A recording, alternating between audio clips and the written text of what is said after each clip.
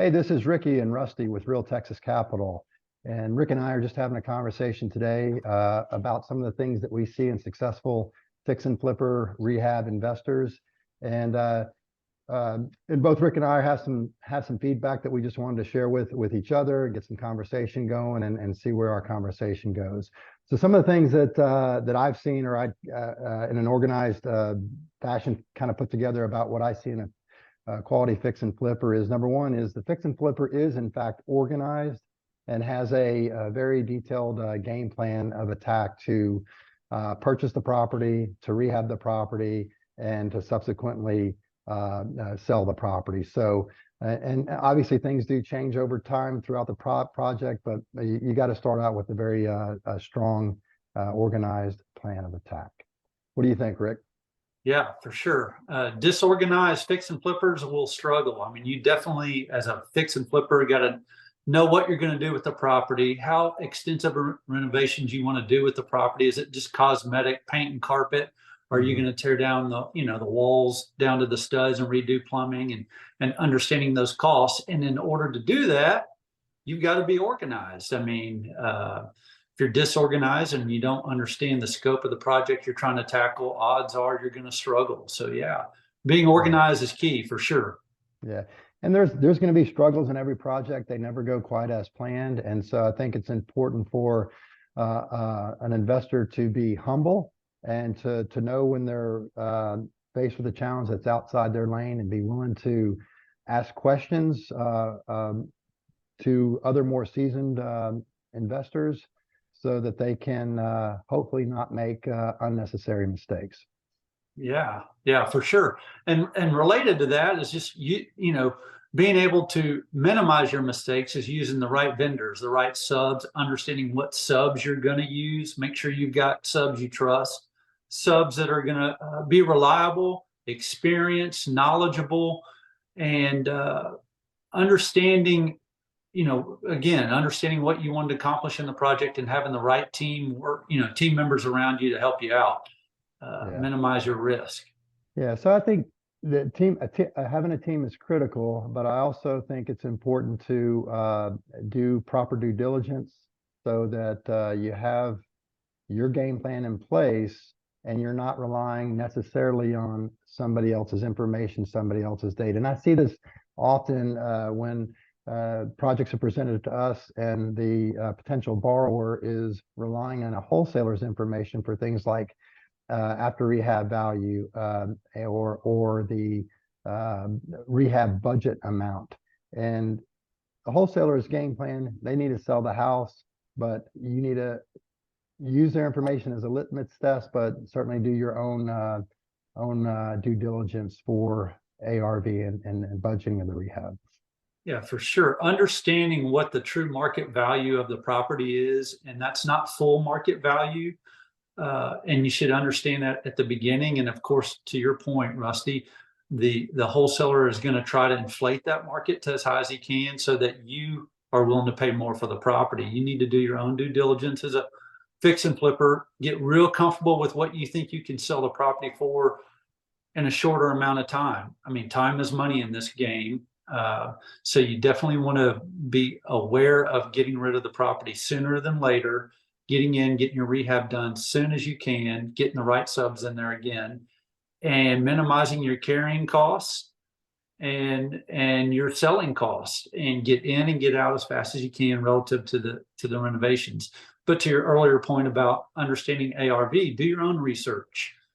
Be your own guide. Use other people's data as you said, just as a data point, but rely on your gut. Know your personal market, your local market. You should really understand that. So yeah, understanding your ARV on your own accord is really important. Agree. Yeah.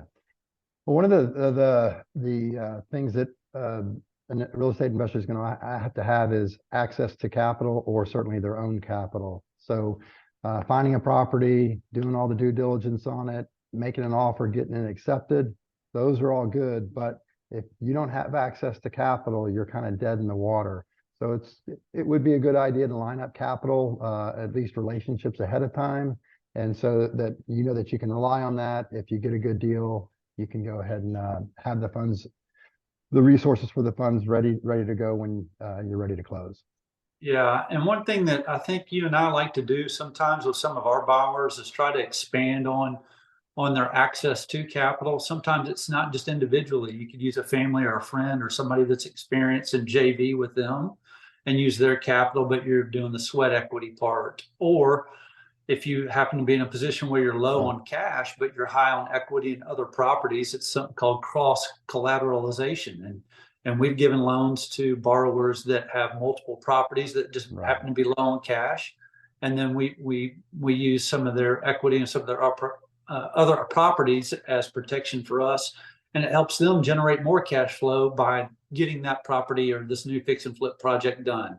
So the key here is just having the access to capital, whether that's, hard asset or cash itself. But sometimes we've had some fix and flippers call and say, hey, do y'all give 100% financing on the purchase price and the renovation and no money out of my pocket? And we don't do that, Rusty. I'm speaking, obvious here, but some lenders advertise that. We haven't actually heard of a lender that does do that. Doesn't mean that they don't exist. We just haven't seen it when it's time to actually fund the project. So yeah, having access to your capital is important.